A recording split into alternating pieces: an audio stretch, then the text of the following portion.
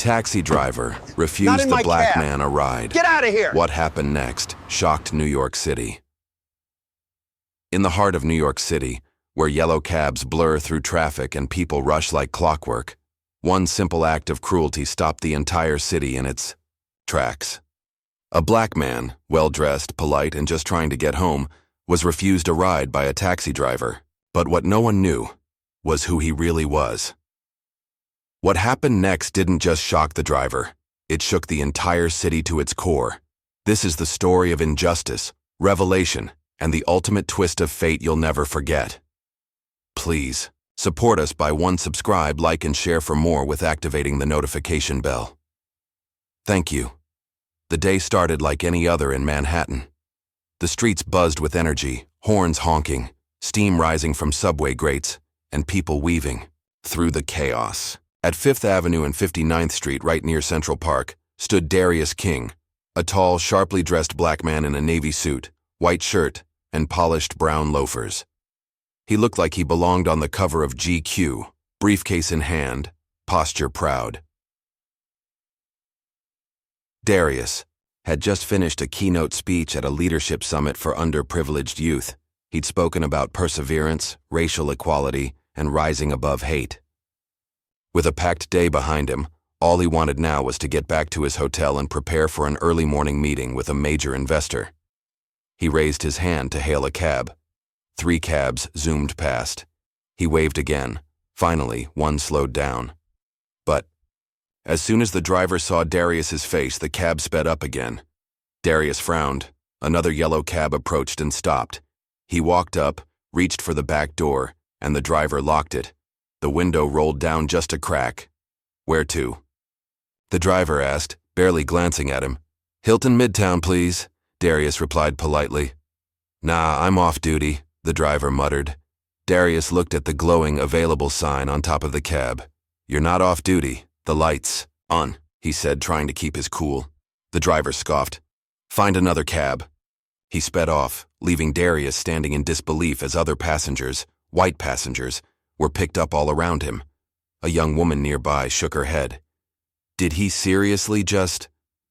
Darius nodded silently, his chest heavy, but expression calm. He pulled out his phone and tapped a contact. "Royce. I think it's time," he said. "Call them in." Darius King wasn't just anybody. Born in Harlem, raised by a single mother who worked 2 jobs, he knew what it meant to struggle. But he also knew how to rise. He was a genius, not just academically, but emotionally. He had an MBA from Harvard and degrees in sociology and urban planning. But he didn't climb the corporate ladder the normal way. He built it.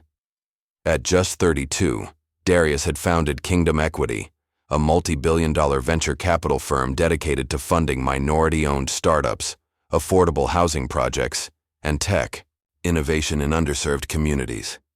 He was also the newest board member of the MTA, the agency that regulated public transportation, including yellow taxis. And he was a secret partner in Ride Black, an upcoming Uber-style app for equitable ride-sharing across NYC, backed by some of the city's most powerful people. But Darius didn't flaunt it. He wore his success like a tailored suit, quiet, firm, and always dignified. This wasn't the first time he'd faced racism. But today, something about the look in that taxi driver's eyes, the smugness, the disregard, lit a fire in him. 20 minutes after the incident, Darius posted a photo on X, formerly Twitter. It was simple. 3 cabs, 1 corner, 1 refusal, 1 truth. It's 2025 NYC. We're still doing this. The post included a blurred photo of the cab that refused him and a short video clip taken by a bystander. Within an hour, it had 2 million views. By sunset, the hashtag #RidesForRespect trended nationally. Celebrities, activists, and even the mayor chimed in. Mayor Lena Ortiz tweeted, "Darius King deserves more than an apology. He deserves change. NYC stands with you." The NYC Taxi and Limousine Commission was flooded with calls and emails demanding accountability. Within 24 hours, the cab driver's license was suspended pending investigation, but Darius wasn't done. He issued a public statement, not of anger, but transformation. This isn't about me. It's about every black man passed up, every woman ignored, every person judged before speaking. It's about building something better. He announced he was moving up the launch of Ride Black and offering free rides for a month to anyone in NYC who had been racially profiled in a cab. The driver, identified as Frank DeLucci, had been driving yellow cabs for over 15 years. When reporters found him, he looked shocked, nervous, and bitter. "I didn't mean anything by it," he said. "I was just tired." But public records showed this wasn't his first complaint. Over the years, multiple riders, mostly black and Latino, had filed grievances against him. They were ignored or dismissed. Now, with national eyes on him, the story was different. Frank was called in for a disciplinary hearing. This time, Darius King was there too, not as a victim, but as a member of the city's transportation board. In a powerful exchange caught on camera, Darius looked Frank in the eyes and said, "You judged me because of the color of my skin, but now you're here because of the content of your character." Frank lowered his head. He didn't speak. The board revoked his taxi license, but Darius surprised everyone. "Let me be clear. I don't want vengeance. I want transformation. So here's what I'm offering: a spot in a mandatory bias training program, or stay unemployed." Frank hesitated, then accepted. Later, in a twist no one saw coming, Frank appeared in a PSA sponsored by Ride Black, apologizing and pledging to do better. With the media buzz still raging, Ride Black launched across 5 boroughs with a sleek ad campaign featuring the slogan, "Ride with Respect." The app didn't just match riders and drivers.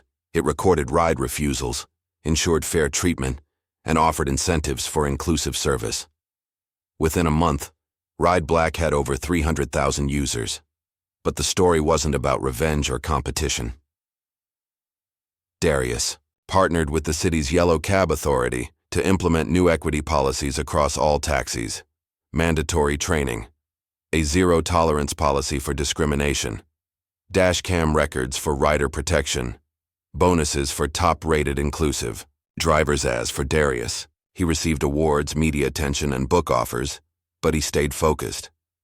One evening, as he stepped into a Ride Black car heading to another youth event, the driver looked back and smiled. "Thanks for what you did, man. I got this job because of your new policy." Darius just smiled back. "Let's keep the city moving forward." In a city that never sleeps, one moment of injustice lit a fire that changed everything. Darius King didn't just stand on that corner. He stood for something bigger. And thanks to him, NYC is a little fairer, one ride at a time. Remember this story the next time you see someone judged too quickly, because the person you ignore might just be the one rewriting the rules.